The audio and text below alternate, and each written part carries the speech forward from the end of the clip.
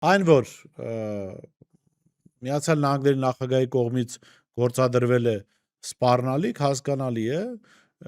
եւ այն որ այս ստորագրված համաձայնություններում կամ նախաստորագրված համաձայնություններում հիմնական զիջող կողմը եղել է Հայաստանը եւ հայկական շահն է զիջվել, սրա մասին եղել են տասնյակ, գուցե հարյուրավոր հրապարակումներ, հաղորդումներ, ելույթներ, փաստարկված,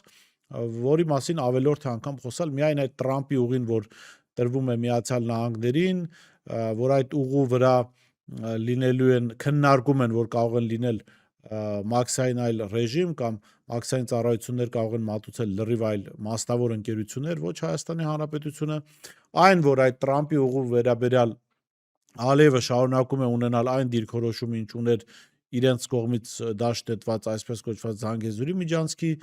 մասով, դա էլ ցույց է տալիս, որ Ալիևը կամ ադրբեջանական կողմի համար այդ Տրամպի ուղի կոչվածը օգտագործվելու է այն պայմաններով, ինչպես օգտագործվելու էր այսպես կոչված Զանգեզուրի միջանցքը մի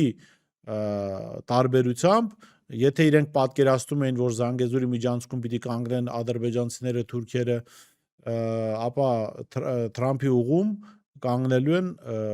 ամենայն հավանականությամբ ամերիկյան մասնավոր ընկերության աշխատակիցներ, մասնավոր ճակերտների մեջ եմ ասում, դրանք իրականում լինելու են Միացյալ Նահանգների պետական կոնկրետ հաստատությունների տակ գտնվող ընկերության աշխատակիցներ։